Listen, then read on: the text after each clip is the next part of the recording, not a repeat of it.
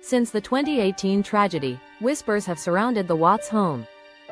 Unknowingly, even police body camera footage has caught unexplainable activity. Some believe the spirits of Shannan and her daughters remain. Let's delve into the theories that ask not just what is haunting places like this, but why. Join us in the chat, we want to hear your theories. Good evening, and if you're just tuning in, welcome. Hang on one sec.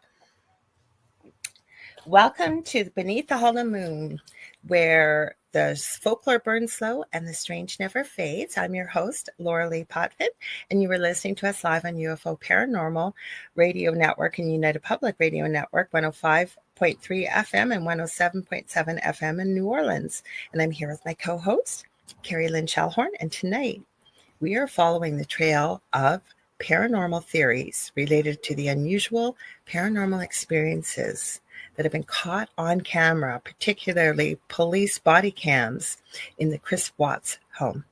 Hi, Kerrilynn. Hi, how are you doing? I'm good, thanks. How are you? Good. Look at you in that awesome t-shirt, and I'm like wrapped up in a blanket and long sleeve sweater.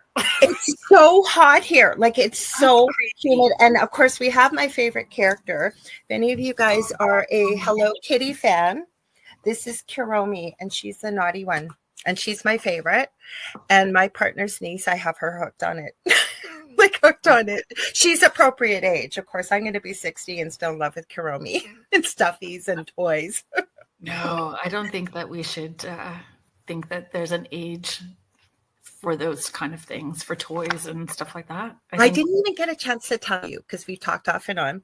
This isn't going to be super exciting, but have you ever heard of nail stamping? Like having a stamp and you can stamp? And I have so many incredible stamps. Like I have Supernatural, The Walking Dead, like all these things, right?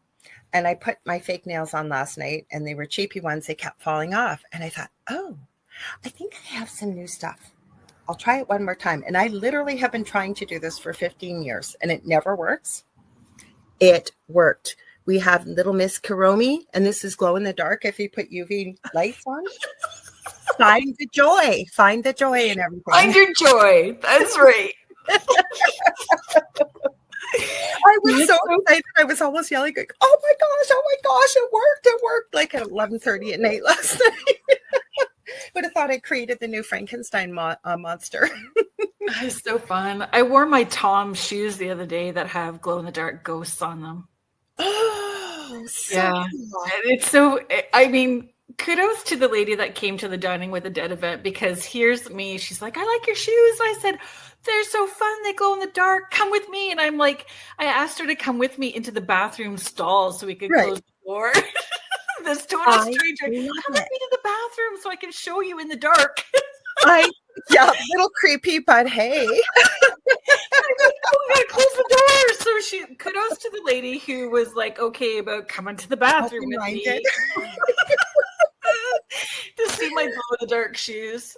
Oh, Heidi says, we'll say hi in just a minute, but Heidi said to everybody, but Heidi Gall says, I wore my pink, fuzzy, ghostly stars jammies pants yesterday. I love it. Love it. I even my partner noticed. He goes, oh, I like your top. He doesn't usually say that. He goes, oh, new Kiromi. He knows I love Kiromi. Love that. So I think I've got a bread pan with the Kiromi that I sent you. I found a bread baker thing. I don't use it for bread. I use it for meatloaf, but so with the Kiromi you on the see front of it. pants I got. Like they're all, of course, we're not sponsored, but Temu or whatever how you say it. And they were purple. And I never used to love purple. I always loved red, pink, maybe blue. I have to grab them and show you quickly. They're right here.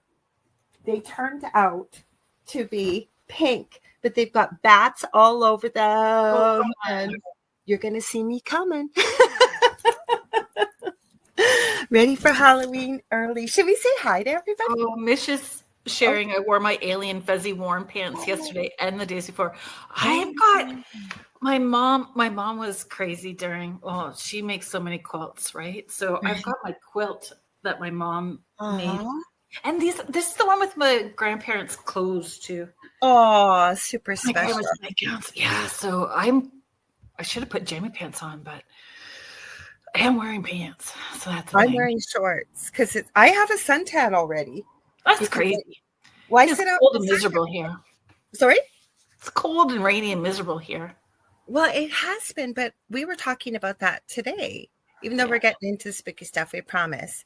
I sit outside every day, and I didn't know that you did, but I have my coffee. It doesn't matter if it's cold. Doesn't matter if it's raining. I sit outside and ground and connect and talk to the little birds. And yeah, that's how I start my day, with the morning porch posts that I do on social media. So I'm always outside. I love it. Should we say hi to everyone? Yeah. So Heidi Gall is here. Heidi is in Colorado, which is where our story is going to start tonight. Oh, yes. Colorado. Yes. Hello, Victoria, Astrolight Paranormal. Thank you for being here. Connie. Contessa Martins. Right. Hello. Go ahead. You read. I just said hi because I seen her name. Hi, Contessa. Hi, Contessa. Hello, Mish. Hi, Mish.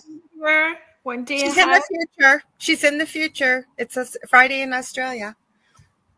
Hi, James. Thank you for being here. Hi, James. Let's see. Got Julie Dow. Hi, it's nice to see you. Thank you for being here. Heidi was talking about the gems. They have stamps and gem blings as well, too. I have it all. Mm-hmm. I can't keep my nails long enough for anything. No, I'm too rough on my. So am I. Hi, Lois Clark. Thank you for being here. And Eliza Kish Glubis. My eyes, I'm telling you. That's right. Hello. I'll wear my glasses now. I can see. Hi. Let's see. Oh, Mish is still in bed. Oh, that's awesome. That is. And we got Gail Willis, right? Hi, Gail. Should we got to give the Paracon a shout out then, Kerrilynn? Do you want to let people know? Yeah. So Gail Willis and her wife Mel are Lucky Paranormal. They have been on both our shows, The Angel Rock on Mondays and Spirit Switchboard on Fridays. They run, this is our second year, Lake Superior Paracon in Thunder Bay, Ontario. Tomorrow night, Mike Ricksecker is going to be on Spirit Switchboard, and he is going to be one of the speakers at the Paracon this year. So you can head to Lake Superior Paracon, I think is the address, lakesuperiorparacon.com, and get your tickets. They've got a great lineup. The Beyond the Haunting ladies are going to be back. Snipe guys, myself. Oh, I love them. Yeah, it's good. It's a great lineup. So we hope to see you there. And feel free to put the link in the chat too, Gail, if you like as well. Jason Kenzie, Sasquatch hunt this year. Ooh, good area for it. Mm-hmm. Heather Fugard, hello. Thank you for being here. Oh, you've got the same zippy code even. Great. Oh. Carrie, yay. Thank you for being here. This is my best friend, Carrie. Oh, hi, Carrie. So nice to meet you. I'm glad you could pop in. I tried to send her the reel and she couldn't get it to open, so I'm glad that she was able to show up here. Hi, Cheryl. It's Cheryl Corbett Carter. Thank you for being here. Jackie Collins. Hello. Denise. Hi, Denise. Mitz. Let's see. Oh, Sherry. Hi. Hi, Sherry. It's nice to see you. You're welcome, Julie. Or you're welcome, Gail. No problem. Got to shout them out, especially Thunder Bay, where we're all from. I'm from here. I live here too, and it's not a huge city, but you got to come through Thunder Bay if you're driving from one side of Canada to the next, or you want to go through the States and not around. Well, I guess kind of around the lakes. It was a long drive from Guelph. It was like 16 hours. It was a long drive. Yeah. And I'll do better this year. I learned a lot. I learned a lot. LakeSuperiorParacon.com. Thank you so much. Did we said hi to Elsa, right? Did we say hi to Elsa? We did. Okay, good. Oh, Michelle Wilfong, did we say hi to? Oh, how did I miss Michelle? I just missed her too. So hi, Michelle. I'm still working on TikTok. Those guys, I'm telling you, I have somebody supposed to be fixing it to get the hack working. So I'm still working on it, guys. Carrie's just sharing she's heard a lot about you, Lorilei. Well, all my friends hear all about Kerrilynn too. So I hope I'm glad that you were able to pop in, Carrie. Yeah. And yes, I have heard good things about you too. So, amen. Let's see. Did we say hi to everybody? I think we did. So are you on Instagram today? Did you need to take a peek over there? I did. You know what? Instagram's funny because sometimes we'll get a ton of people and sometimes we don't. I just checked again. Nobody popped in. Oh, Grant Evans is here and Julie Jean Bassett. Hi, Grant. I love when he's on your show. I do too. It's always a really good conversation. Hi, Julie. You got to give Julie a huge shout out, you guys. If you're looking for an animal communicator or side, or that has gone to the Rainbow Bridge, or you've got issues with your pets that are causing you problems and you're pulling your hair out, Julie is your person. I've taken her animal communication course before. She has a new one coming up. I think it's in June, right? Kerrilynn, when she shared it with us, I think so, right? I think so.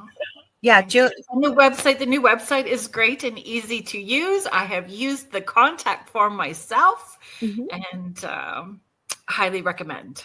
Please put the link in the chat too, if you can, Julie. Also incredible. She's an incredible shamanic practitioner. So for yourself too. She's also a human medium too. So she does kind of a whole bunch of stuff. So check her out. She's amazing. Amazing, amazing. So shall we get into our chat? We should. I'm going to start with the did you know stuff. We're going to work our way into this today. Okay, so before you do, because you brought this up, let's share. Before you do, we were talking, because we are planning the next block of shows that are planned. Yeah. And it was you, I think, that brought up about paranormal activity and these type of cases. And I said, oh my gosh, yes. When have I ever said no? When you come up with an idea or vice versa. And I said, like the Chris Watts house. And you go, Chris Watts house. How do I miss that activity, right? I know. I had no idea. And I had followed so much of that case. And when I asked Carrie, I had asked, because Carrie goes rabbit diving down all of those sorts of things as well too, right? Right.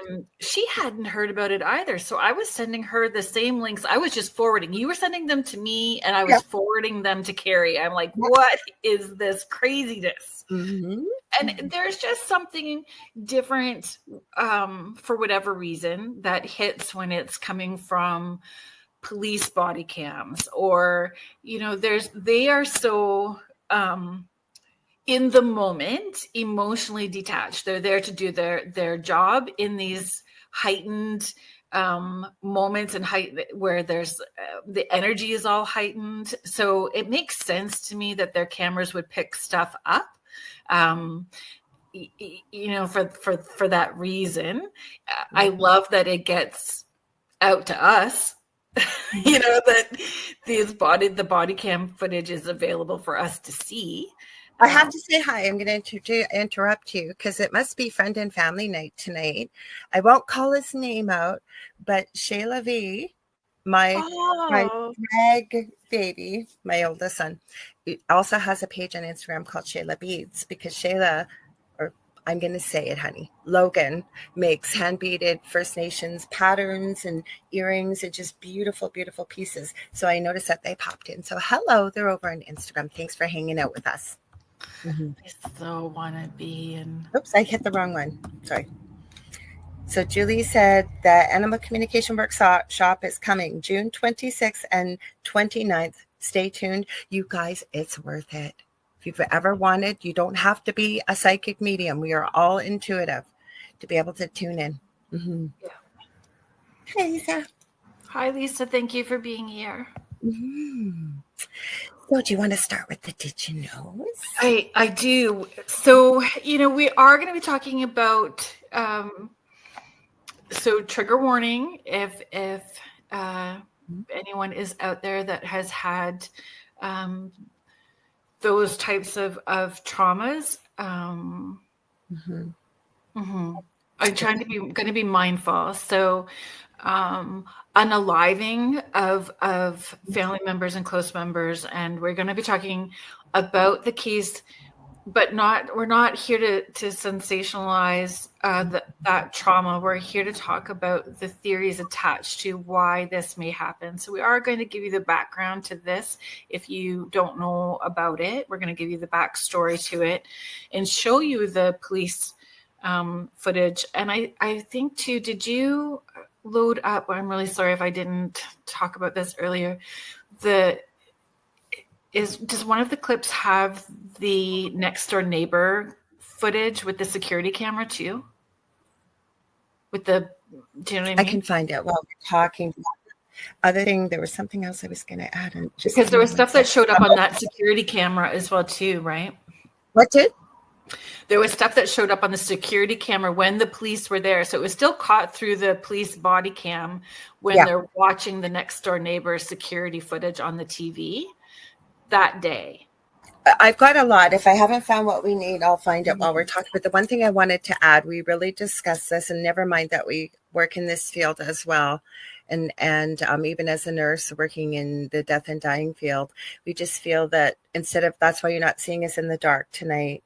And we didn't put a themed costume on for tonight because we just felt that it would not be respectful. So just so you know, so next week, who knows what you're going to see when we tell you what our theme is next week. It's haunted amusement parks.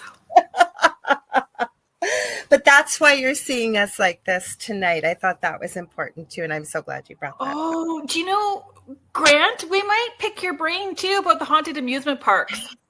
Because you did talk about that, I think, when you were on Spirit Switchboard. Hi, Jody. The BFF. Heidi, you're saying the commercial. I'm not sure what you mean. So if you've got a clip, or do you know? So I think it was a commercial that popped up during the security footage. Oh, with the baby. With a baby. I have that. Yeah. Definitely so.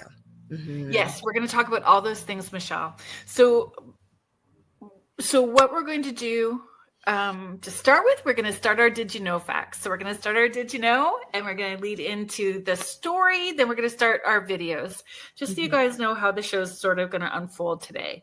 And then we're just going to start talking about different theories. Yes, we're going to talk about amusement parks, haunted amusement parks. We have so many good things. Grant, I'm going to pick your brain about it, actually, if that's okay. We have so many ideas, you guys, and now we're starting to write them down because we'll just send them to each other going, what do you think about this? Neither one of us has ever said, no, I don't think so. It's like, oh, heck yes. So Carrie says, you want to read that? Carrie is sharing, okay, so I went down the rabbit hole and I need to know about the laugh. There is one video with a laugh that's very similar to the mistress. Can spirits parrot sounds? Yes, they mimic. Yes, they can mimic. That's a good question because I saw that video, Carrie, and I never noticed it before. And then I seen it. It might have been the one maybe I sent you if you sent it to her, maybe. But when I noticed the mistress and the laugh caught on camera, very similar. So we're going to do the Did You Know, and then should we give a little bit more history after? Do you think, Kerrilynn, about the case in case people don't I've got it all written out. I know you did. I've got it covered. And when I don't know, I knew that there was people who would know. You guys can fill in the gaps because I don't want to talk too we're going to give the basic facts about how that played out, and then I really want to get into the theories because I think I wrote down 13 or 14 different theories that we could talk about, and we chose this case in particular, but the theories would attach to any haunting really in any house. So did you know, in Tibetan Buddhism, it's believed the soul journeys through the bardo, a transitional state where being remembered and called upon can either aid or delay the process of moving into the next incarnation. Mm-hmm. So we're going to talk about this. I think that our thoughts and energies collectively can either pin people here or help move them forward, right? So number 2, in parapsychology, there's a theory that repeated paranormal investigation can create a feedback loop. I think, Grant, you may have talked about this when you were on the show as well too, where the attention and energy of investigators actually strengthen or sustain hauntings. And I think about that a lot when people talk about Gettysburg. Yes. Oh, always like, yeah, or other places, right? Like they're just not feeling it tonight. Carrie asked a good question. Do you think it was a clue, meaning about the giggle caught that we're going to play in a little while, that was caught on the police body cam footage? And it could have been, because I think some of the videos we may show may very well be some clues. So that'd be something to talk about maybe a little bit more into the show, right? So it is quite possible, because at that time when those videos were taken, there had been no arrest. They didn't even know they were missing when some of them were taken. Know. That's right. Mm-hmm. They knew something was up, because anyway, we're going to get there. We're going to get there, folks. Hang tight. We've got, before you, I just want to say we got Michael Alstein Virgin also tuning in on Instagram. So thank you. Sorry, go ahead. I just wanted to jump in there. That's okay. Thank you. Thank you for being here. Thank you. So number 3, did you know collective grief has been called a psychic tether in some spiritual traditions? It's believed that intense mourning, especially widespread, can act like a cord, energetically anchoring a spirit to the earth planes. So if we think about actors or singers, people that are internationally known, and the intense emotions attached to them. Elvis Presley. Let's talk about Elvis Presley. There's a theory he is still alive. Oh my Lanta. Do you know his name is Bob? I forget what his last name is. He is a preacher now. Have you seen Bob? No. I am telling you, now again, Conspiracy Princess here, as our wonderful Joe Montaldo has nicknamed me for many years. He only knows another woman that knows it more than that talks about, and I say it's truth seeking. I'm not saying he's Elvis, but what I am saying is, holy cow, when you do an overlay of the faces or an age progression, or you hear the voice, and he talks about his former life. Now, could he be lying? 100%. I don't know if it's him or not, but the fact is, because we've heard like aliens took Elvis, like there's been all kinds of things, right? But this is an interesting rabbit hole, actually.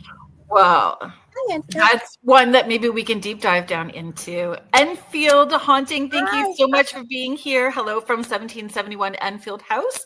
Just opened up Facebook and you all popped up. So I had, Jay Mackenzie and Elka on Spirit Switchboard. Please follow them on social media. Buy the merch. Mackenzie does all of that stuff on her own to help raise funds for their paranormal research that they're doing with the house.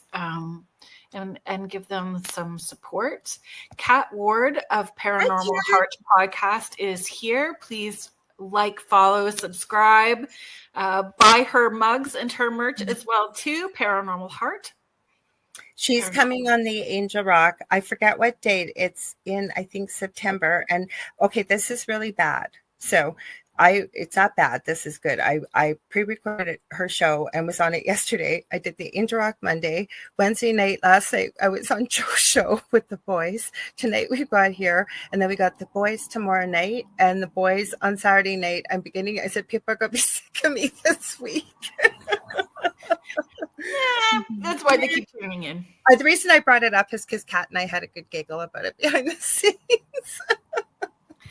So I have connected with Elvis as well too in spirit a number of times. I've got actually quite a lot of stories regarding Elvis, and he has popped in on our seances as well too, which is super weird. Thank you for reminding me about that, Jody.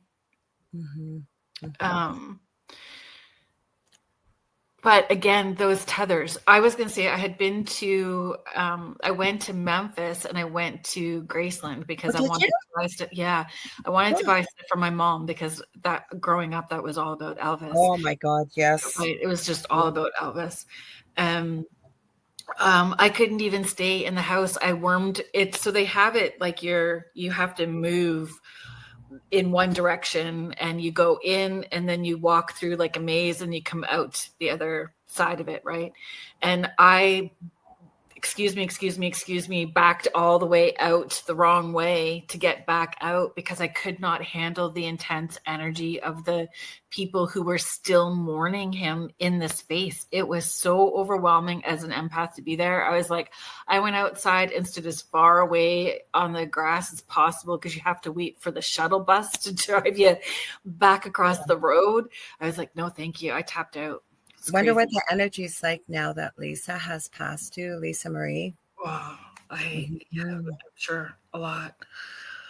So Chris, here quickly. It's family night tonight and friends because my cousin's here too. Michelle, Christine, thanks for joining us, Michelle. Hello, Michelle. Sorry, I interrupted. All good. So Chris Watts and Shannan, so they were married in 2012. Shannan had lupus. Yeah. Did you want to add more to that? So I know that she had lupus, and there was just this, past history of relationships that weren't so good. She had met Chris and had this loving relationship. He was very supportive of her. She felt safe. She felt supported. She felt loved by him. There were tensions with Shannan at the time that they got married with Chris's family structure. His parents did not attend the wedding. There was already that rift within that dynamic, right? So fast forward, they have two beautiful girls, CeCe and Bella. She is doing her vlogging, family vlogging. She spent a lot of time putting her life out on social media. Whatever your opinions are, they're just your opinions. We are not here to discuss choices or any of that. It really did feel like she was working towards having this positive movement forward and trying to share and inspire with other people, right? In that support system. Yeah, it did. And she originally didn't want to be with Chris. She had just gotten out of a long-standing relationship and she'd always been a real go-getter. So she owned her own house. She was having a lot of issues with her health in the beginning when she met Chris. And he kind of, because I remember watching a couple of the documentaries, and she said he just kind of warmed her heart. He was everything that she needed, like you said. Yeah. And then she started selling a product that helped her lose a lot of weight. And I love that you added no judgment here. We're just telling the story. Yeah. And Chris also started taking it and working out and really starting to feel better about himself. But then she got pregnant with their third baby, which I'm sure you're going to pick it up there.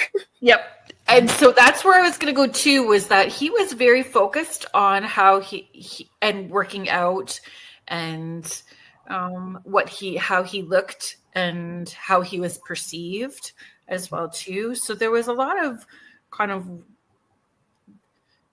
dynamics that are being played out publicly in all of the posting that she was doing and the live vlogging that she was doing.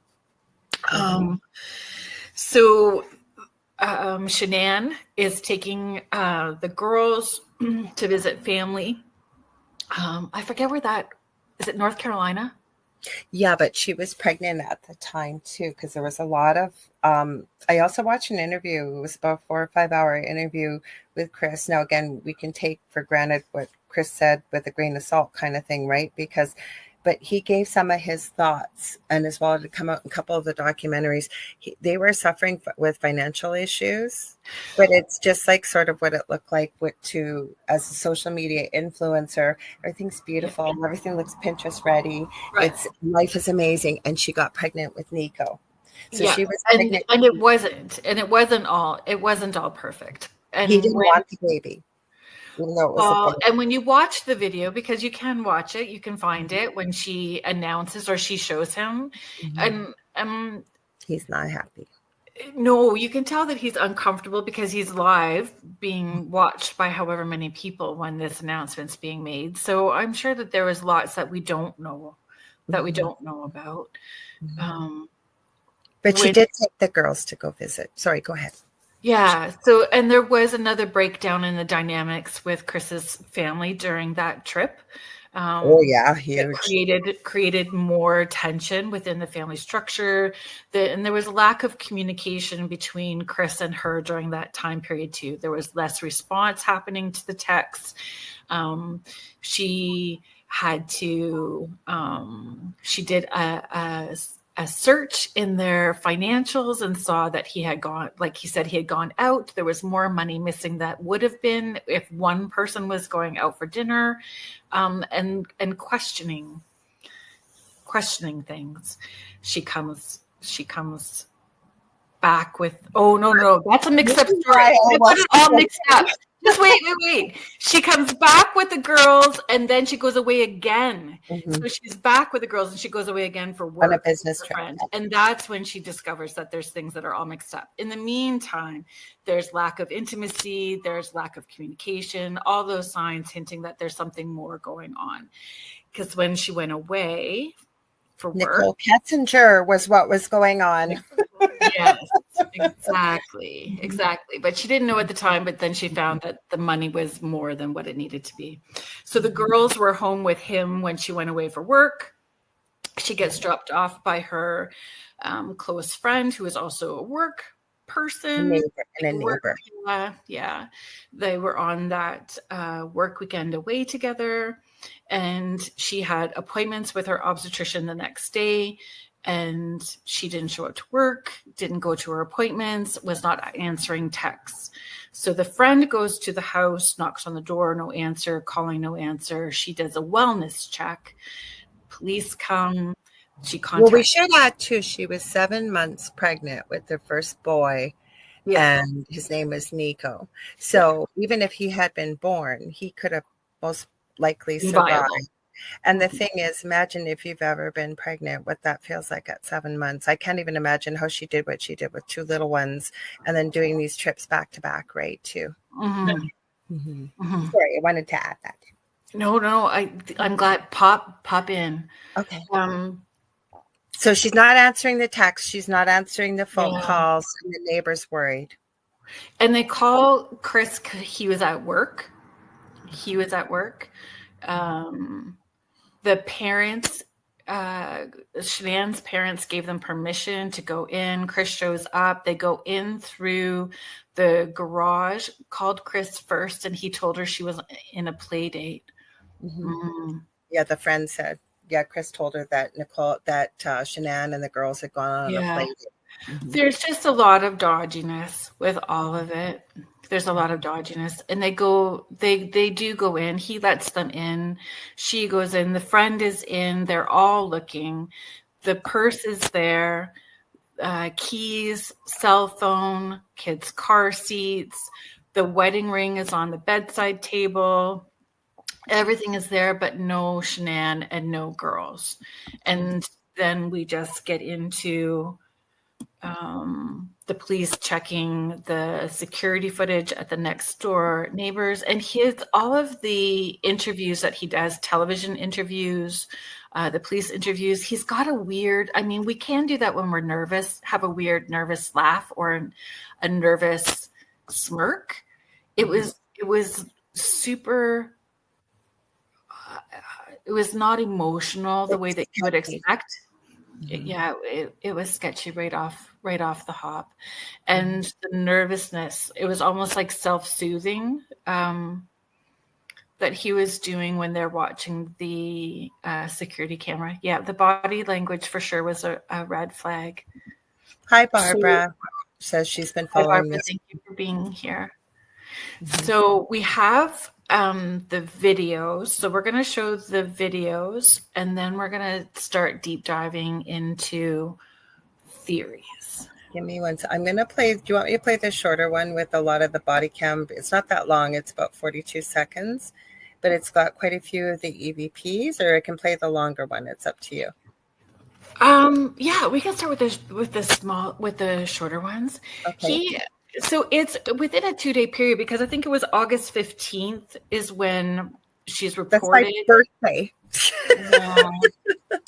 Yes. But it's really like within a couple of days, then you can watch the police. There's Netflix videos. There's all of that stuff where he failed miserably the polygraph test. And so it just goes downhill from there. There's some dodginess with the mistress's interview as well, too, in the way that comes together. But he does confessing. He does draw on a map where they would find Shannan's body. He confesses and pleads guilty, which got him off the hook from being on like a death row. Yep.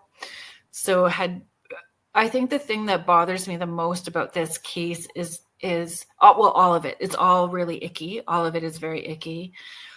But that he put his children, who were 4 and 3 at the time, in the back seat of his work truck with their mother's unalived body, not being in these car seats. And they were alive until they got to the location where the oil tanks were and one of his work locations. So they were in the truck while he buried their mother. And then he unalived each one of them separately. I'm going to add something to this in a minute, but go ahead. Yeah, no, you can. There is a theory out there, and I'm tending to believe it because somebody put it in the chat about, I think that they had picked up Nicole, the girlfriend's truck, just for a moment on the neighbors' cameras. There are some channels out there that are really following this, but what it seems happened was her interviews with police. When somebody, was it Carrie that was asking about the giggle on the video we're about to show you, caught on police body cam. Yeah. And then they played some of the voice messages from Nicole to Chris. They almost sound identical, the giggles.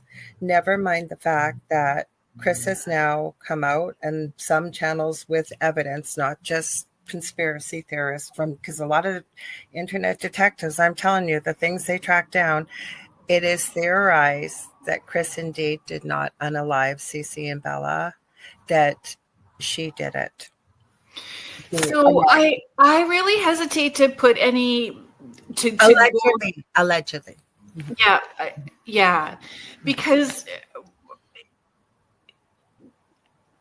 I feel collectively, if we put too much energy into something that we don't have, that where it's adding in an unhealthy, not productive way, that's potentially hurtful to different family. I think they're reopening. She's gone completely. Yeah, see, that's what I would wait for. I'd be open to going down that conversation, because police would, they have to have enough in order to have a solid case.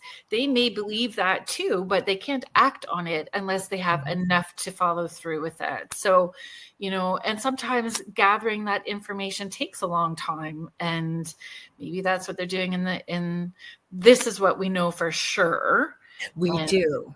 But yeah. I'm going to add that. The only reason I'm going to add it, this is my personal opinion and alleged, is after watching her police interviews. Which is bad. It's bad. They weren't looking for another suspect because Chris had confessed.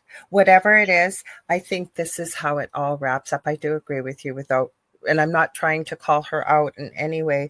This is allegedly. Please do your own research. And I agree 100% with what you've said about this, because she has not been charged. You wrap it all up. This is such a sad, tragic, horrific. Yeah.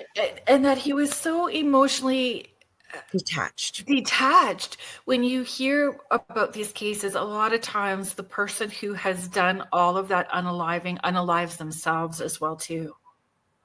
And he had this whole other life planned. That's a whole. I just couldn't live with myself either. And again, I never No. walked a mile in his shoes, but I mean, we're mothers. I just can't imagine.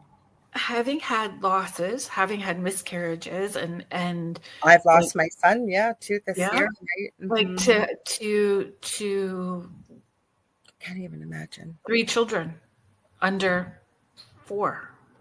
I can't even. I had that too. 3 children under 4. Okay, so we're gonna play the video, then we're gonna start talking about the paranormal. Okay, so just to preface it, and I'm glad that you added that actually about the girlfriend, because I feel really strongly about this, and I think that that was important to add what you did, and I thank you that you did. The right thing to do. So this is a quick synopsis, and these are clips that are the sounds, and then we do have longer videos as well.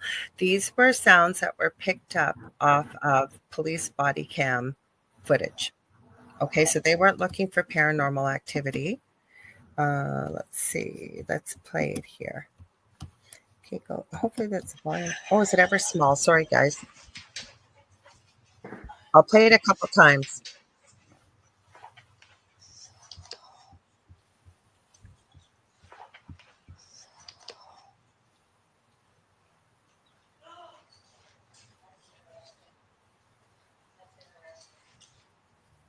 A commenter in one of the original videos writes that the words "I'm with CeCe" sounds like it's been said with a gravelly voice, almost as if how one would talk if they had injuries to the neck.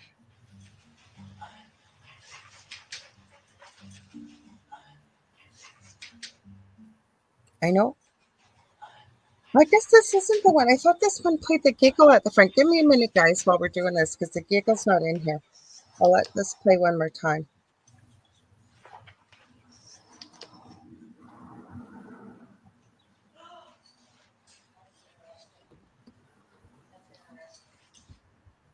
A commenter in one of the original videos. I'm going to look for that, Kerrilynn, because I swore that one had the giggle on it. You still there? Yep. I've got more. Mish is just sharing, interesting knowing all this. Don't we agree to sign up for what we do in this life? And no. I've had this conversation, and we also have free will and different, like a choose your own adventure story where we have points in time where we can go off script, choose A, B, C, or D, turn to this page, and it goes differently. Sometimes I think things happen unexpectedly where it's shite. Yeah. Where it's just shite, and this is one of those just shite.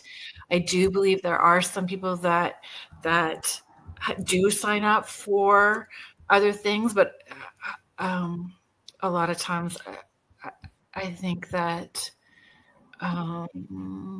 random can also happen. Absolutely. Give me one sec here. I'm just looking for it because there's the one that I sent you, and I thought that was the one with the giggle. Oh, there we go. I found it. Hang on, guys.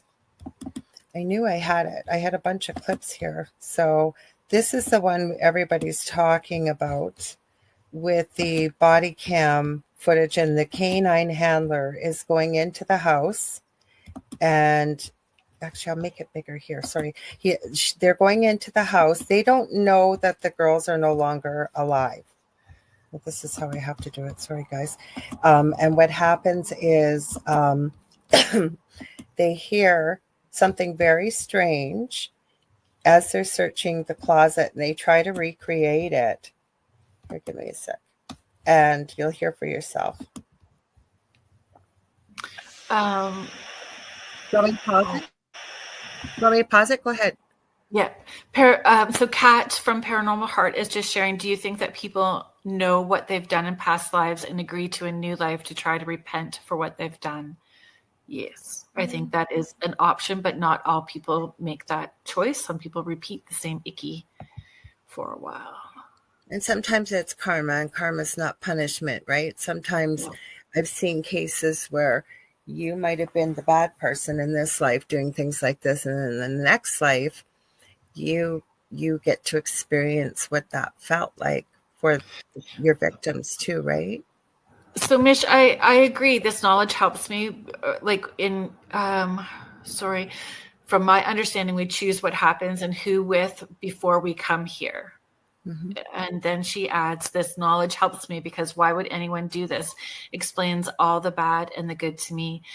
And from what I also understand is that those who do things that are very, very harmful or hurtful have agreed to be a teacher to many, not just one who's being hurt, but collective, because collectively we come together to create change afterwards. And they forget that they come from the same place of love and light as us because they're playing their role so well that they forget that they come from that same place. So I feel that there's we're going to talk about this, our cultural belief systems, experiences, traumas, all of those things play a factor in this. Sorry, but let's listen to that. I didn't even put it up there anyways. I just realized I'm playing and all you're hearing is the sound. Yeah. I'm a little dingy tonight, guys. Sorry. Hang on. Now I'll add it to the stage. Now you can see what I'm talking about. There we go. Hang on.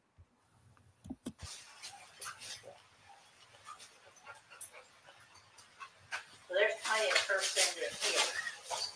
Yes. Yeah. Oh my gosh.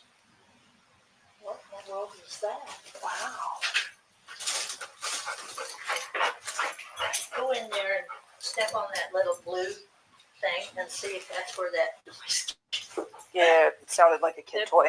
It sort of sounded like it. Something. I heard it. Did you hear it? I did.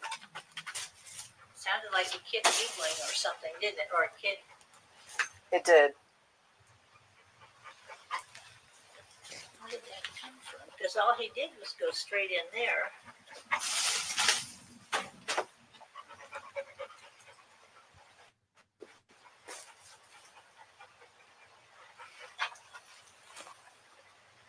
That was straight. Well, we're making note of that. I heard it. I definitely heard the same thing you did. Yeah, and then he just sort of turned around.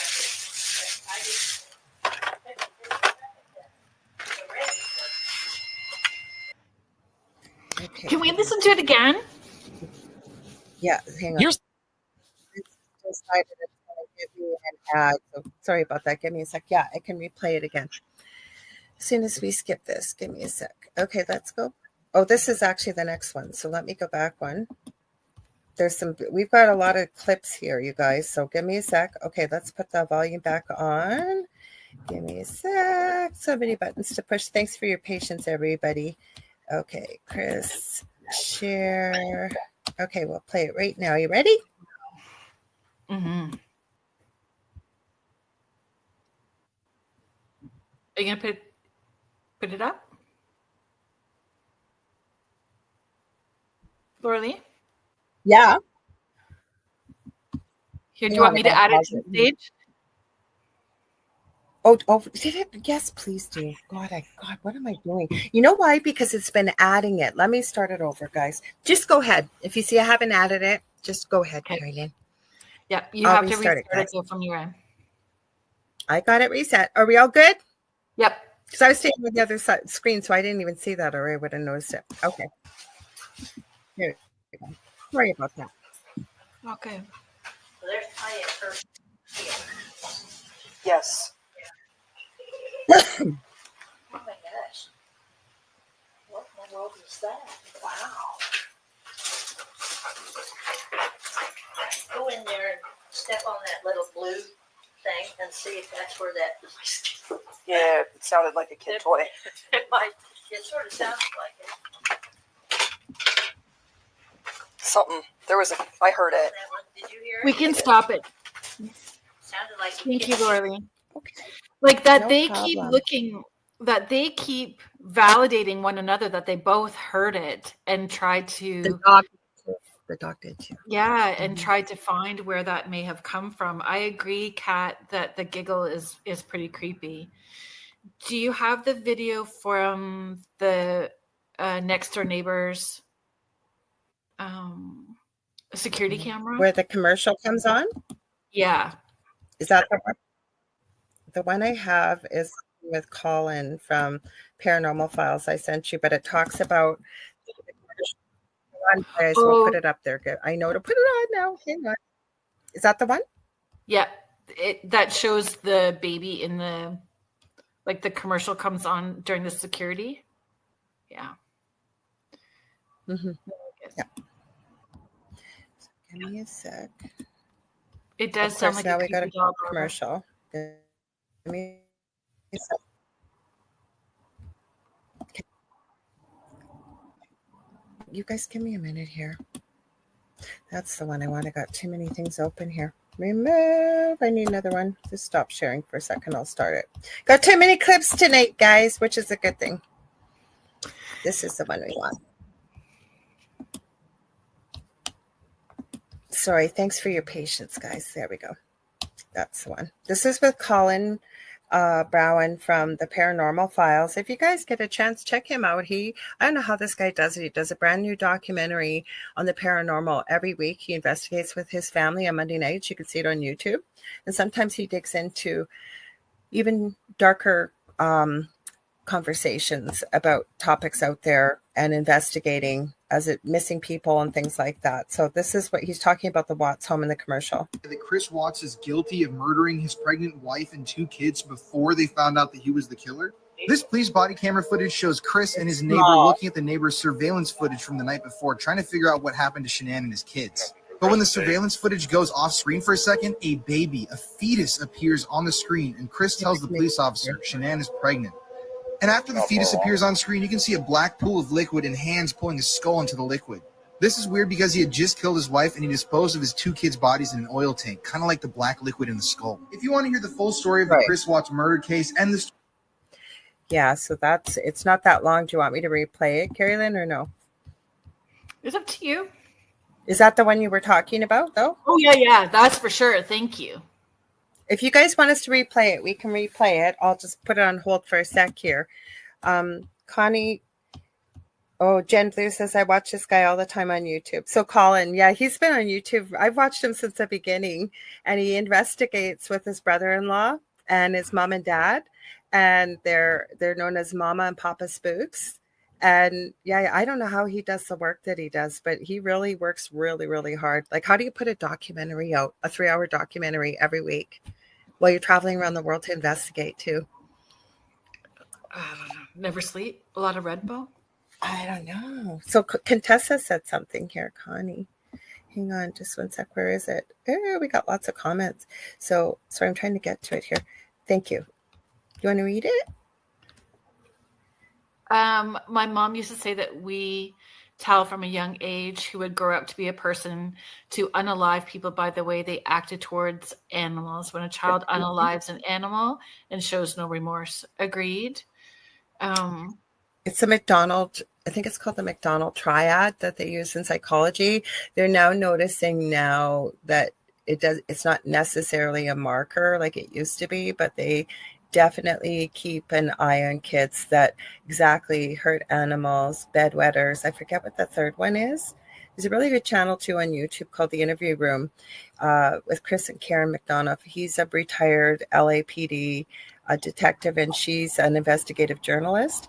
And they get a lot of the big people in true crime because he runs a cold case foundation. So all retired law enforcement, forensic scientists, people in those fields all get together to try and solve cold cases, and they have solved some too. Since we're on this topic. Mm-hmm. I forget. I went with my friend Jen to a talk about the making of a serial killer by a forensic psychologist who does talks about them. And hello, Kason. It's nice to see you. So yeah, Chris has one on Dr. Gary Bricado, and there's a nurse out there, Dr. Ann Burgess. She's actually a nurse, and there was Mindhunter, the series that was created on her. She was the first female profiler and set up the profiling, basically for the initial parts of profiling with the FBI. So he has her own. Dr. Gary Bricado, though, he's written a book that it is alleged that somebody that's on trial for unaliving 4 college students, that's a terrible case.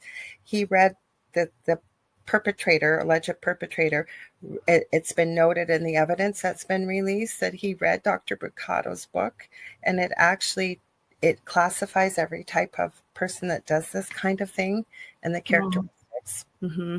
I still feel that we can have wild cards that don't fit into the categories and things like, yeah, I don't want to. I feel we need to stay open that anything is possible. Carrie is just asking, after can you find the voicemail she left him where she laughs? The laugh is identical. I will tell you guys, actually, I have my own story that I used to go to school with this kid, that there was always something wrong with him. He was violent. He was mean. I remember he stole these precious toys I had gotten from my uncle's girlfriend. They lived out of town. And he taunted them in my face when he had them. And they always used to sit him with me because he would never behave in class. And I was, believe it or not, I was quiet when I was young. I was shy. So he used to sit me with him. I never forgot this guy's name. And it happened to be in Toronto for my 16th birthday. I went to the last police concert. It was called the Police Picnic. And I got news that he had been arrested over and over and over for hurting women. And finally, he did horrible things to a 16-year-old girl. It was a farmer, I guess, that had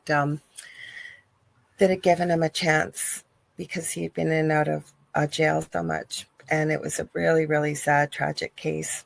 So I think sometimes you can see the signs, but sometimes you can't. Like, there's just no indications. Israel Keys, for one, never would have been pegged as the monster that he was, ever, ever, ever. So. Do we have the voicemail clip? I don't know if you do. I'm going to find it right now. Okay.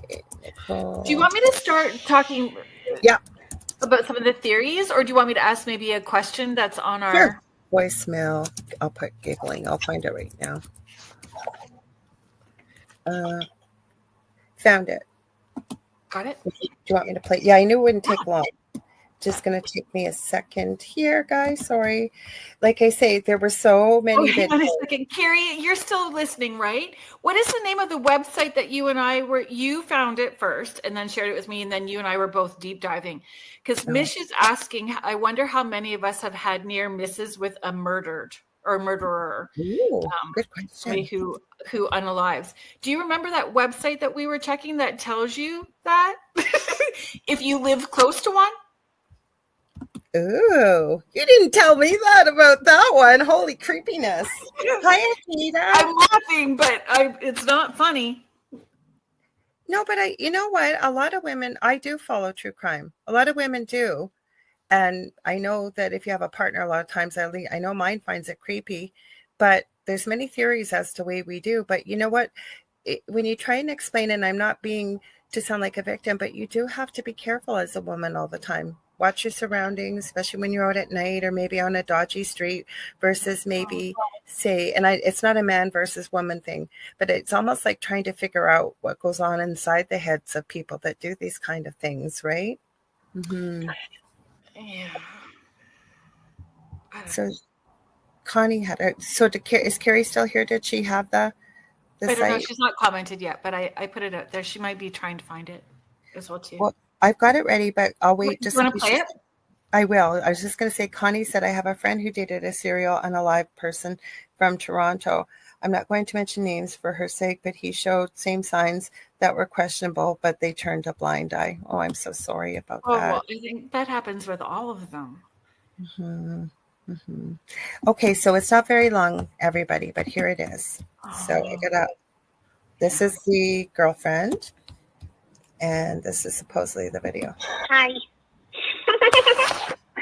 It's me. I miss your face. I was just calling to say hi. Call me back. Bye. I think she giggles more than once. Hi. It's me. I miss your face. Oh, the same. I know. Do we want it to be the same? Are we just hearing what we want to hear? No, because the video I sent you, I think that you must have sent to Carrie, somebody, and I can't find that video right now. And I was looking today and I couldn't find it. It's one of those days today, looking for emails I can't find his strange story. I told you it ended up showing up in my trash in my email that I never had opened. It's crazy, crazy things today. But it did compare the two. I think they sound identical. I could open another window and we could listen to one after the other and see what you think. If you want. Or do you want to go on further? Yeah, let's go. I just didn't realize how far along we are, you guys. Should we do our station? Holy cow, I'm so into this. I just care. Yeah. Alrighty, folks. If you are just joining us now, you are listening to Beneath the Hollow Moon with your host, Lorilei Potvin, and myself, Kerrilynn Shellhorn. And you are listening to us live on the United Public Radio Network and the UFO Paranormal Radio Network, 105.3 in the Gulf Coast and 107.7 FM in beautiful New Orleans.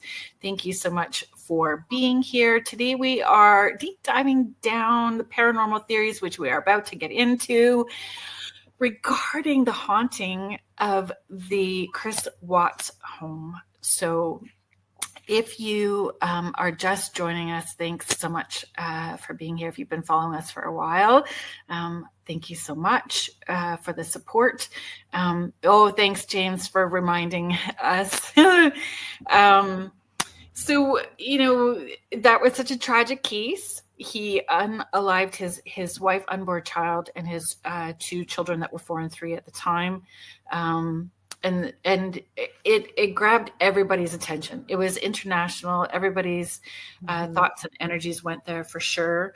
And we barely touched the surface of the paranormal activity that has been caught by law enforcement. Yeah. So are we going to get into some of the theories, but why are we seeing this? Because we even talked a wee bit about the Elisa Lam case at the Cecil Hotel, but there's so many places like this with all kinds of different places.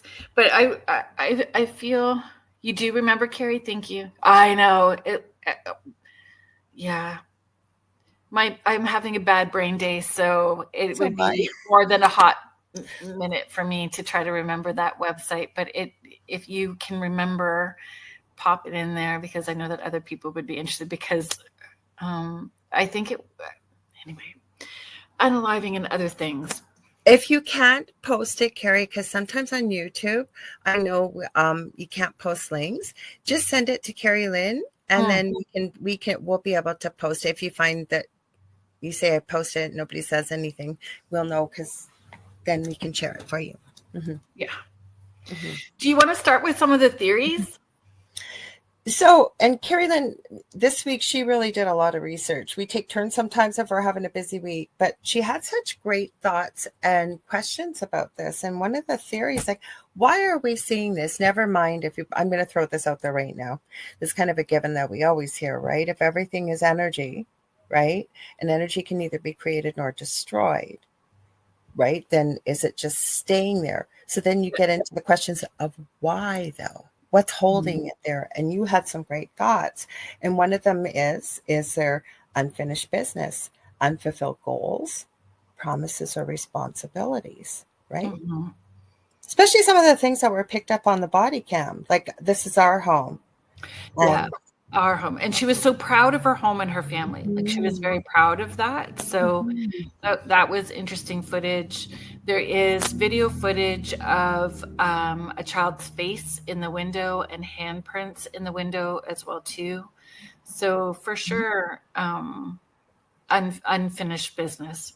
As well as, because it would have been too long, we could have gone through the whole video, guys. There were the police, and Heidi, you can probably add more to this living so close, but apparently there were calls to the police because neighbors kept seeing a woman going into the home and lights turning off and on and the woman not leaving. And there's been some incredible things caught on that body cam footage. Nobody was there, but there's a video on the mirror. It looks like Shannan may have been caught on the mirror, the mirror, and sitting on the chair in the kitchen, and then possibly right by the fridge when those officers went in to check the home. It looks like the little ones has been caught on the camera, again with different police in and out of the home. So there's been a lot of activity. Yeah. Video of one of the girls at the top of the stairs as the police are going in as well too, like that image of so Or was there an emotional attachment, like to people, the place, or their possessions? We've seen that before, definitely. Yeah. And in different like haunted objects or haunted items, right? So if there's a strong emotional connection, and it's that energy attachment. Because there didn't, I mean, in that particular case, if we're focused on that case, I wouldn't say necessarily an emotional attachment to people, but definitely to that house and the trauma attached to the way that they passed and the unfinished business with, That was the next point, sudden or traumatic death. So is the spirit possibly either confused or unaware that they are already passed? How many times have you gone to an investigation? I've seen it too. And I'm very careful of what I say. I know you are, but I've seen it even on TV where somebody will say, well, you're dead. And they'll have a spirit box or something going. And the spirit will answer back, no, you're dead. Oh, yeah. Like the movie The Others. I haven't seen it, but I've seen it on live investigations. Yeah. So Heidi, I know the video that you're talking about. So Heidi is sharing an interview with Nicole, which was the friend that called in for the wellness check, said that one of the ghostly girls was her daughter on the stairs. Yeah.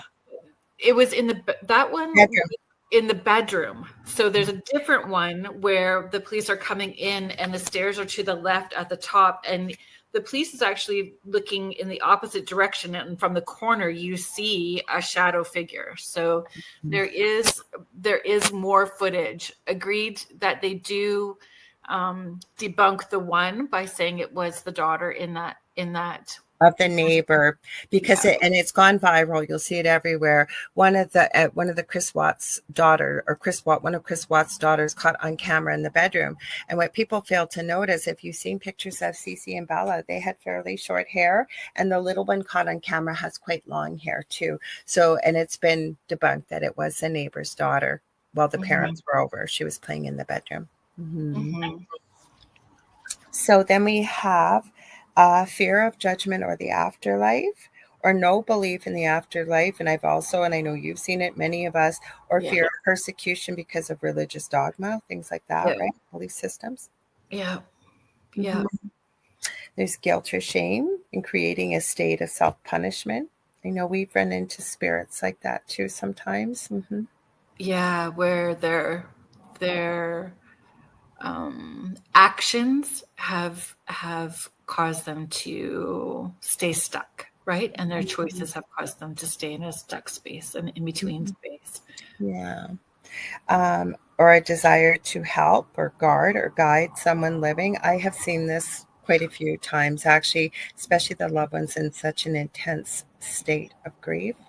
Yeah, and I tend to see it with older couples, like sticking around to make sure, especially if the partner that is living is compromised in any health way or mental capacity. I see that happen quite frequently as well too. And you could see why, because you know what, there's nothing more beautiful, especially when you see a couple, they tell you their story that they've been together since they were barely teenagers. They married each other, had a beautiful life together, but one was maybe health compromised, or dementia or something along that line, and the person that passes was the main caregiver. Yes, that happened. A session that I had it was a group event, and this older gentleman, he fell off the ladder. He was on the ladder going to do something on the roof, and he fell and passed away. And he was the main caregiver for his spouse who had Alzheimer's. And so, having to reassure him, he could pop back and check in, but he needed to go wherever he needed or wanted to go. So that she was going to be okay. So then we have cultural or religious beliefs. If a spirit is not helped to cross over within a certain number of days after death, they will be stuck and linger. Or I've told the story of the belief system with one of the books I'm writing before. of First Nations little boy that passed away, and Mama couldn't be there. And this nurse, her mom was a nurse on the pediatric floor, and Mom had told the little one, he was about 4, as well as the nurses, if this happens, they knew he was terminal, and I can't be here. She had to be with the other children. She said, you must make sure to open the window, or his spirit won't be able to leave. And then very sadly, he had passed away. So they respectfully covered his body and closed the door till they could take care of him when things settled down. But the call bell kept going off in the room. And they'd run back and check, and there was nobody in there. And it finally hit this girl who shared the story of her mom, who was the nurse looking after him. She was the main nurse responsible for his care. She said, oh my gosh, I forgot to open the window. And when she opened the window, the call bell stopped ringing. Oh, that's wild.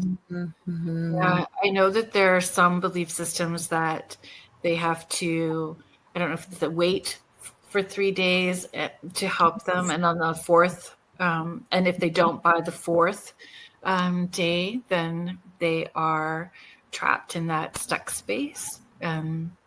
Again, cultural or religious beliefs could potentially cause those types of hauntings as well, too. Kassoon says that he's got a fear of judgment when he passes away. And I'm sorry about that, Kassoon. I don't know what to offer with that, except maybe, I don't know, finding someone that resonates with you that might be able to explore that and maybe help you with that a little bit. What would be your thoughts, Kerrilynn? Is he saying, I just want to make sure, I just want to be clear. Are you contributing to the conversation saying might be too, it would be fear of judgment for like where people get stuck? Because that's definitely something as well too. And for us, if we are scared about judgment when we transition due to cultural or religious beliefs, then it's a lot of forgiveness, working through forgiveness, and counselor, therapist, somebody that is able to help you with working through those kinds of fears and understanding where they come from. If it's generational, and doing that inner child work too. And you're right. He could very well have just been sharing with people, contributing. But it is a good thing to bring up, because Mish added too. Fear of judgment of people doing wrong in life now they are dead, facing the music. So just contributing to the conversation, you're right. But it's a good thing for anybody who may be listening that does have a fear of judgment, right? So being able to work with somebody. Yeah, you were right on. That's what I thought. He doesn't have a fear of judgment. LOL. I wasn't listening, still groggy. You know what? I give you kudos just to anybody else. Kassoon gets up in the middle of the night to support many of our hosts on this network, and we appreciate it. Or anybody else that's staying awake in the middle of the night. We just love all of you and love all your support. So thank you for being here. So thank you. Sending out squishy hugs. That's right. That's what it is. Sending out squishy hugs. And I should have known better, Kassoon, that you were contributing. So good thing Kerrilynn's on the ball. I mean that. But at least, right, maybe somebody needed to hear that's listening, because 80% of our audience is listening only. So we can also extend that where I see people in spirit where their own self-judgment has them stuck. Right? So their own self-judgment. Not even worry about other people's judgments, but their own self-judgment. So however long it takes them to do that self-review, or again, coming back to guilt, shame, self-judgment. And we are able to help them. Those of us here doing our own personal work, tapping in and helping them, asking other ancestors and guides to help come in and support them as well too. And we can elevate them and move them along. Sometimes it takes some work, but I feel it's our responsibility to be working on ourselves that way, so that we are not creating that same situation for ourselves and the generations after us. You don't know. I'm going to read Heidi's comment. Thank you all for holding space for one another. And we do. We have the best people in the chat and listening. So thank you. And I'm also going to agree with what you said. Yeah. Working on ourselves, right? And yeah, being aware of it, because sometimes we can be our own worst critic. That's what I was going to say. My thought left me for a sec. I know if I talk long enough, I don't know what it is, but I have been hearing that word ancestors in the last 2-3 days so many times in so many different spaces. So if it resonates, I don't know if the ancestors are wanting to come through and work with us. Well, they do, but I'm gonna find. We're gonna do it really quickly. Go ahead. I'm looking it up right now. It's a book for you guys. I had it. Because we're all about the books. Yes. So I had Kelly Harrell on. Okay. The show. So everyone, I know that I've been sharing her. She's got a course coming up June 7th about protection jars and connecting with your ancestors. And that is one interview that I was a little nervous about doing, because we all have people that we hold up into this space. And for me, Kelly is one of those people.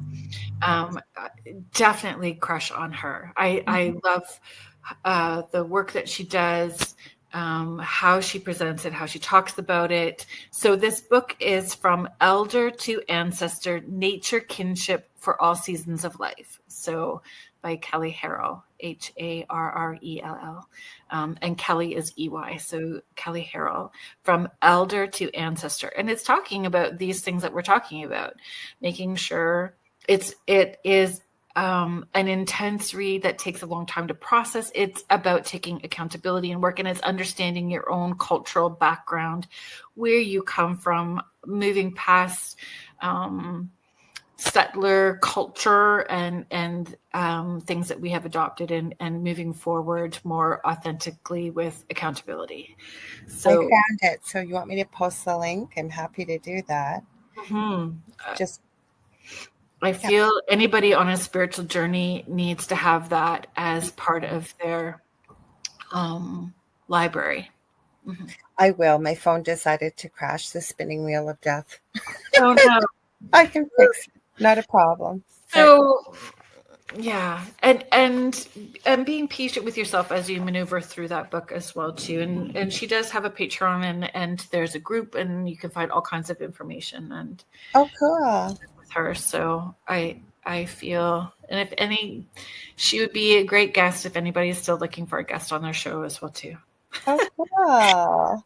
That is how much I love this book and the work that Kelly Harrell does. So cool. I remember that book. I think you must have talked with me about it, because I remember that title and the name. So did you have her on recently? No? I remember, because even the title looks familiar. The winter. I don't quite remember, but we can look it up if you guys want to look it up. You I can have it. Archives. If you head to uprntalkradio.com, all of our shows and hosts and archive shows, thousands of archive shows are there as well too. So you can, and it's through Spirit Switchboard, not Beneath the Hollow Moon. So if you're going to look up that segment, it was through Spirit Switchboard. So if we're getting back onto our list of potential theories for us to discuss, you guys can chime in too as we're talking about some of these theories. I want to make sure that we at least get all the theories in for us today. Is denial of death. So we did talk about that as well too. I'm not dead, you're dead. So yeah. Spirit's not understanding or refusing to believe that they are no longer living. So an energy imprint or residual haunting. So a traumatic event that leaves a psychic record or imprint that replays in certain conditions, especially on like where people talk about a specific scenario with spirits that they see on an anniversary date or a holiday. Right. right? So it is like a loop that's being played during that time. So that event left an imprint. I always think like silly putty. You know how you put silly putty on newspaper and it lifts up the picture? Right. Yeah. Okay. So we've left that imprint. I'm going to share it. It's a Canadian link because my phone keeps crashing. I had to do it on the internet. But you guys will get the title at least and see what the cover looks like. So then you can look it up where you might want to find it on your favorite book source. I was not forward thinking. I should have grabbed it off the shelf to show you guys. That's okay. I can't reach it from here. Wow, that's kind of an obnoxiously long link. I know. Oh, and it says an error occurred, of course. Never mind, you guys. I see. It doesn't matter with tech. I have had weird things happen with tech. And usually, hi, Danielle. And usually, it didn't even work. It didn't even work. I sent myself one, I think. Hang on. Oh, it did work. And then it said it didn't. Oh, my goodness. From elder to ancestor, Kelly Harrell. Author. What is it? Elder? From elder to ancestor. Elder to ancestor. So it's about living well and dying well and ancestoring well. I know you've told me about this book before. I know you have. I tell everybody about it. Mm-hmm. Yes, I know you there. I just posted the name anyways. So that's at least a good thing about it, that it's up there. Good. So, okay. Next up on our theories list. Is binding spirits here by ritual or a curse. So let's talk about this. I know. You see it a lot when you're watching all the ghosty shows on TV or on streaming, YouTube, wherever you are watching these. But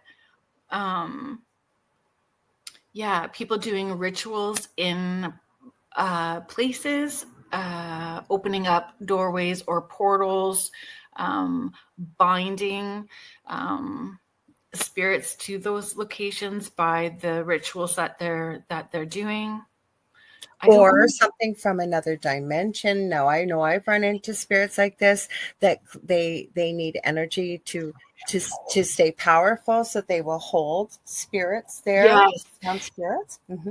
Yes, and that is definitely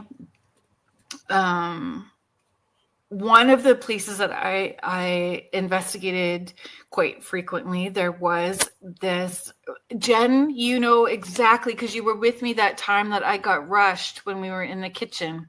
Jen Blue. Mm-hmm. And they don't do investigations there anymore. They closed the investigations down at that place. But the person in spirit, when they rushed me, he was definitely one that would hold spirits there and feed off of their energy. But he would also feed off of the emotions of the people that were investigating. So spitting out demon all the time. And, you know, in the spirit box, he wasn't. He was nasty.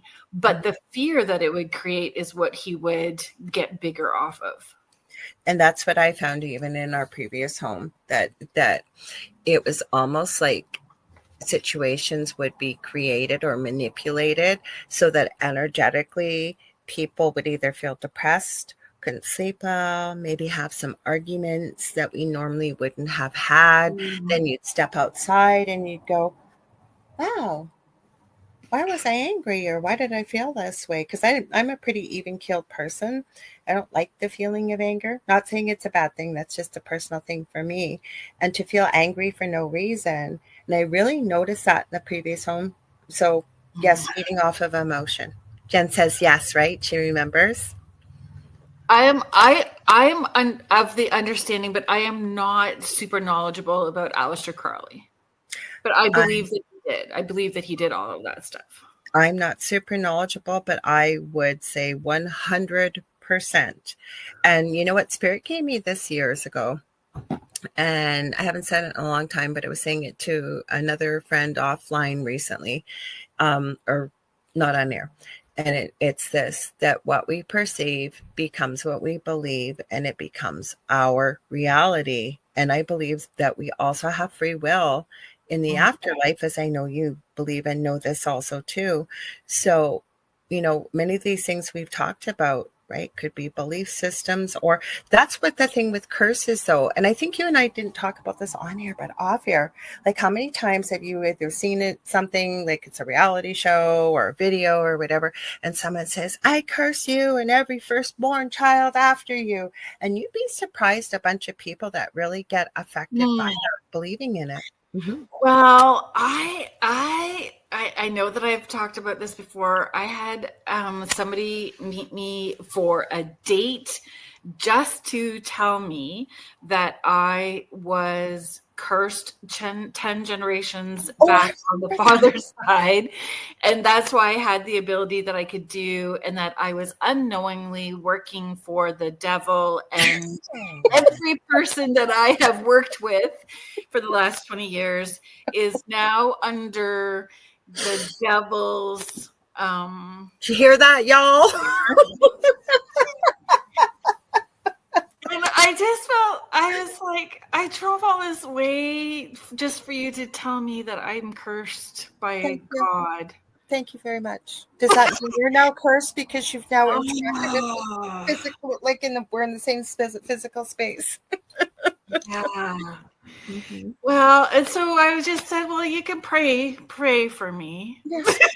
Like, I don't know, what do you say in that moment, right? I would just be speechless. I'd probably laugh. Yeah. Be speechless. Well, I still laugh about it. It's been like stop, cancel, delete. Stop, cancel, delete. I'm on my way home. I would have thought so, but I was open to entertaining the conversation. Like, maybe I don't know enough. Could I have been? And so my question was, if it truly was in that, because also not wanting, like, if this is truly his belief system, and I said, well, how brave of you to show up anyway, right? How brave of you to be here hanging out with me, if that's what you're concerned about, demons globbing on. But at some point, that the negativity feeds off of ick. So those negative spirits and energies make you physically ill, anxiety, illnesses, heart attacks, cancer, depressions, suicidal ideation, all of those things eventually start to happen. Yeah. So I would have thought at some point, besides the emotional eating that I do, just, because whatever, having a bad day, but I don't have any of that other stuff going on. There's none of that other stuff. My pets are fine and things aren't happening otherwise. So, but I still posed the question because I was curious to know if we could at least have that adult conversation that way. Yeah, but if you think about this, right, and I believe this, and we've had many conversations, I believe you believe this too, and many of us in this chat, that like attracts like energy. So I would be sitting there thinking about this going, okay, so if I was meant to have this encounter with this individual, was I supposed to learn something from it? I don't feel like our energies were matching, so I didn't attract them. Or was it just a sign from the heavens to just give up on dating right now and just carry on with my bad self? Well, pretty much. I mean, I think that happened 26 years ago. No, and carry on with your good bad self is what I said. You missed that part. Yes. Yeah. Because I'd be asking myself, like, am I supposed to learn something from this? Because I really do look at those type of things, right, as we do when we've done this work.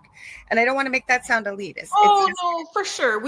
And I think that most people who are on a truthful, transparent, authentic spiritual path know that every experience is an opportunity to learn and grow. And I feel like we're the teacher and the student in pretty much every experience that we have, right? And sometimes we're meant to be the observer as well, too.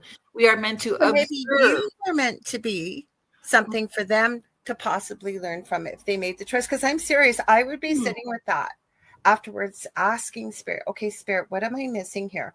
What was I supposed to learn from this? And you just so turned that around for me that maybe I wasn't supposed to learn something, but it was an opportunity for the person I interacted with to possibly learn something. So, I like Heidi, Contessa, and Kason Lee are all kind of like having this conversation in the chat. I don't want to put it all up, honestly, because I want to make sure that we can get to some other things.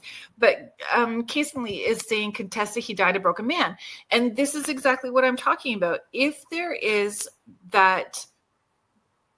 Are we talking about Edgar Cayce? We're talking about Aleister Crowley. So that's what I meant to say. Why did I say Edgar Cayce? Aleister Crowley. It was Aleister Crowley.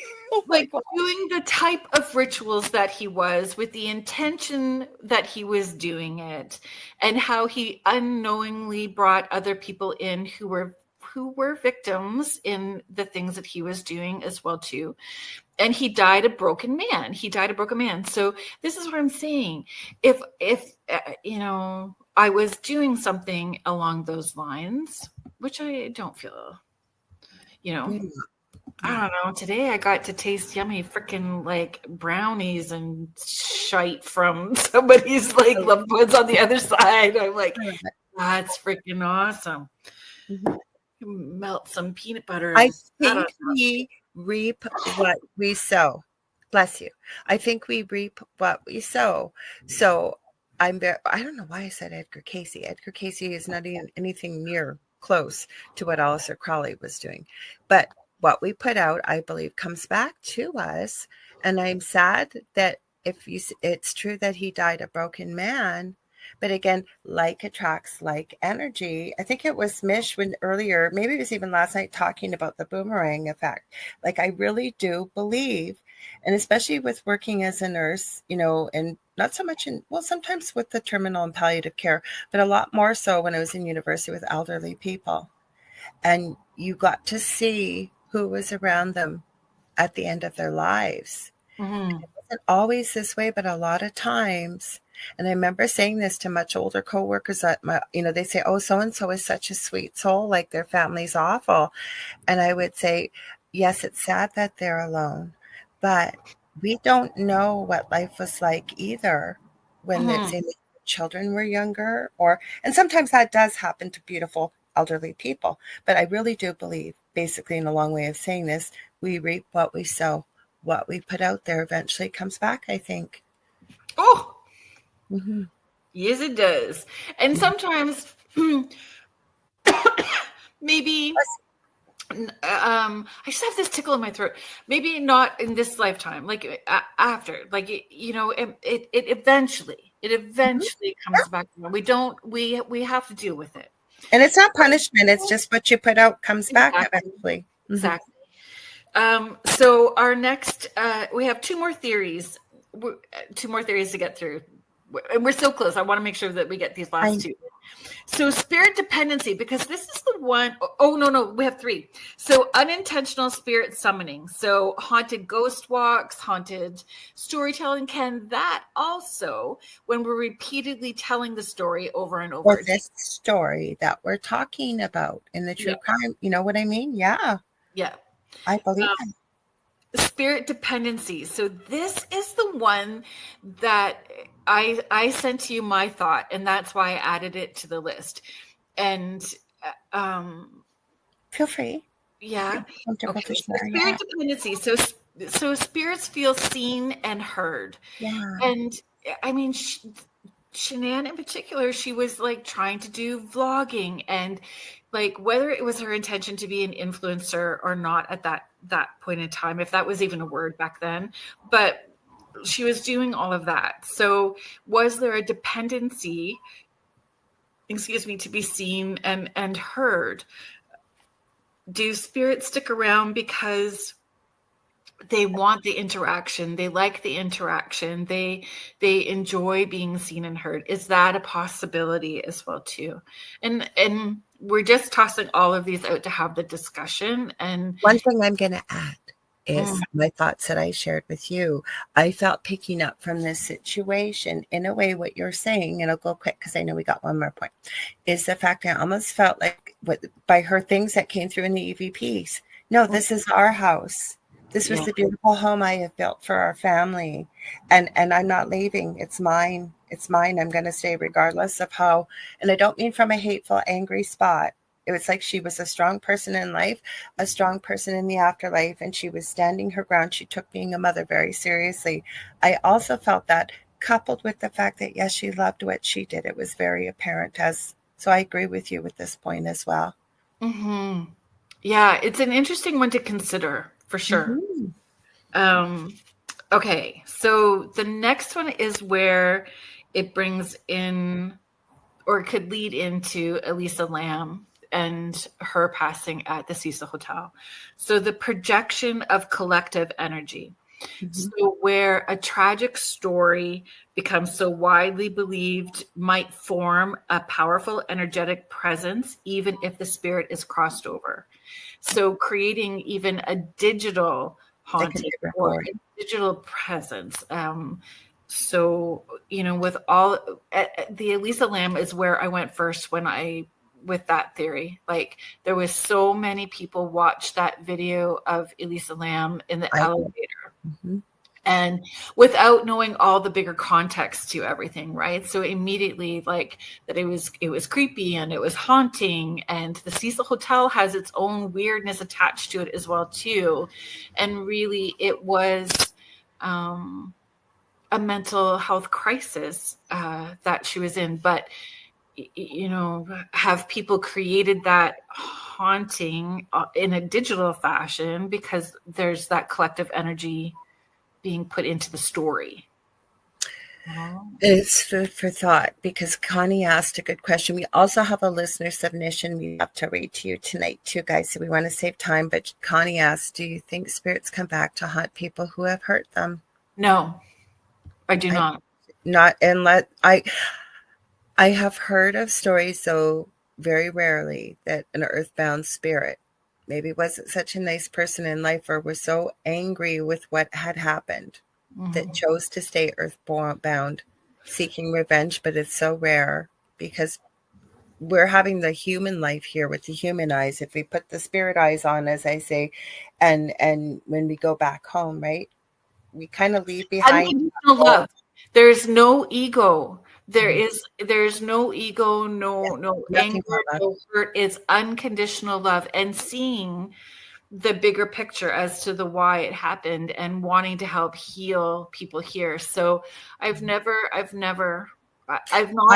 run into it. I'm sure that maybe it's possible, but I've never experienced that. And basically, the way Spirit shown me, it's like we tried on a new suit, if you will, for this lifetime. And now that we've gone back home, we've left that suit there, but we've taken what we've from the suit. Like, it's like playing an acting role, if you will, right? And I always try and explain I love what you just said. It's unconditional love. There is no ego, and you get to see the big picture. I think that's and you don't see people as enemy. You don't see people. You see people for who they are, as somebody who is of spirit, of light, of love, the same as you.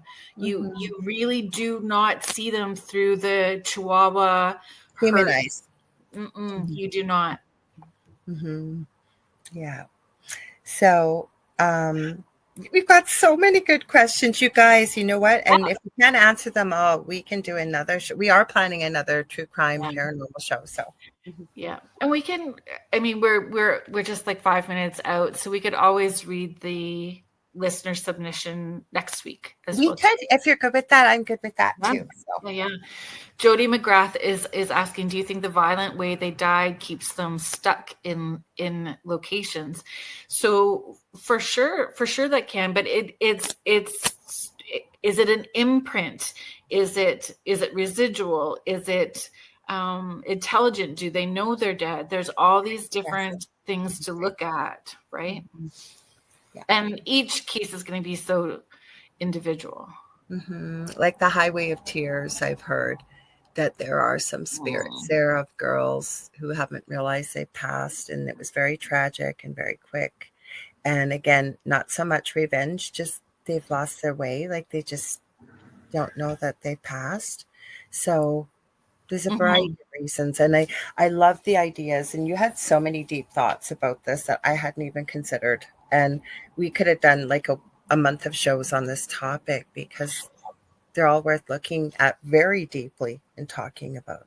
And I like having, I mean, I know that this is not necessarily, it's paranormal, but it's looking at it and understanding that we need to understand more. We need to have deeper conversations about why these things are happening, because our thoughts, words, and actions matter. So if collectively we are contributing to that, how can we do better? Or do we have the skills or the knowledge to help if those spirits are needing help in crossing over, or knowing the people to contact to help through that? I agree. Do you want me to read a story? Is there any more questions that we might have missed? Or if anybody has one, even you want to post it again quickly. I think everybody's just chit-chatting and being fun with one another and sharing your thoughts, and I love it. Yeah, I think we have time to read it quick, right? All right. Want me to read it? Put my granny lady glasses on. I think they're super cool. I put the little I like the shapes. I put the skulls on. So that have no bling. That's right.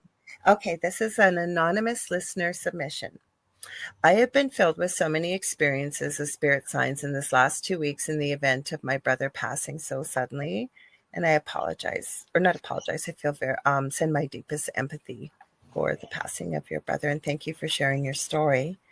2 days after his passing, I was walking the dog and coming back home, crossing the street, and a man on the bike was smiling and slowing down. And as I got closer, I smiled back and looked up at him, and for a moment it seemed like time froze, and it was incredibly my brother's face and smile. At the funeral, I had a silver heart he gave me years ago, and I was speaking about it at his funeral while during the eulogy, says Tom was speaking to my nieces. The heart fell somehow right between them on the floor. Did I mess that up? Did they give us a name? Because that's what it says as Tom was speaking. So I'll just read it as it was sent. So, and it says Tom. At the cemetery, when my granddaughter was putting her flower in her great uncle's vault, it popped back out as she was running away, so she went to put it back in again. Something he would have done to tease and play with the little ones. In life, I'm guessing, and now we're experiencing it, this family, it sounds like, as he's passed. I had a client of his saying a sticky note with a phone number he gave them 2 years ago and kept telling him to call. It just fell out on his floor from a box the day after my brother's passing. I said to him, you better call because he's telling you again, even from the other side. Even having a funny thought about him and how loud he would blow his nose. I was sitting outside and ironically a flock of geese flew by, honking like crazy, I guess, while they were thinking about how he blew his nose. I feel like he's right beside us all with his great big hugs and smiles, cheering us all on, which feels off balance and fuzzy, like we are a foot in our world and a foot in his. These signs give us comfort when not being able to hold the physical form. And I love that. That was I love that too. Thank you for sharing that. That was beautiful. Very beautiful. So if you've got a story that gives you chills, a strange encounter you can't explain, we want to hear it. Send us your true tales of the weird, the haunted, and the unexplainable. And your story could be the next one that we share. Please send it to Kerrilynn's Porch, KerriLynn's Porch, Kerrilynn's Porch at gmail.com. And it's scrolling across the bottom. And just in case we forgot to tell you guys, stay tuned because the second night of the Outer Realm with our amazing Michelle DeRoche, who is also our station manager. She has Beyond the Outer Realm on Tuesdays, and then Wednesdays and Thursdays are the Outer Realm, and she's coming up next. Oh, that's brilliant. Thank you, everybody in the chat. Thank you for being here and being part of the show. You guys help make the show what it is. Thank you to Joe Montaldo and Michelle DeRoche for all of the space that you hold for us as hosts. Thank you to the United Public Radio Network and the UFO Paranormal Radio Network, 105.3 in the Gulf Coast and 107.7 FM in beautiful New Orleans. Next week, we're talking haunted amusement parks. Oh. Just wait, you guys won't. You're never going to know it. Yep, so go ahead. Killer clowns. Let's dress as killer clowns. Killer clowns, maybe. We'll be back to our spooky, dark, by the campfire light for you guys. But we just wanted to be respectful tonight. So you got good old us. So who you got coming on tomorrow night again on Spirit Switchboard, Kerrilynn? Mike Rick Secker. We're going to have a fun conversation. It's going to be a little bit of everything because I've never met him before. We are both speaking at the Paracon in Thunder Bay in October, and I'm going to do a lightning round of, I think I have like 10 or so questions that I'm hoping will be fun for the listeners as well too. I love it. And I'm going to give the Angel Rock a quick plug this Monday, June the 2nd, 6 to 8 p.m. Eastern Standard Time. Two of my other closest friends, Leanne Clark and Debbie A. Anderson, both psychics and mediums. Leanne's a channeler, crystal architect. You hear me talking about her lots. They're coming back on, and you guys love them when they come on. They've been on a couple times, and then every time they're on, you go, when are they coming back? So they will be back. And that's fun. I loved it tonight. Thank you. Oh, I love doing this show with you and everybody here. Thank you. Good night, everybody. Night. We'll see you next week. Stay tuned for Michelle. And I heard Anne Wayne too. So thank you for that, Heidi. Oh, Anne Wayne too. So fun. We'll see you. I'll see you tomorrow night and then on the chat.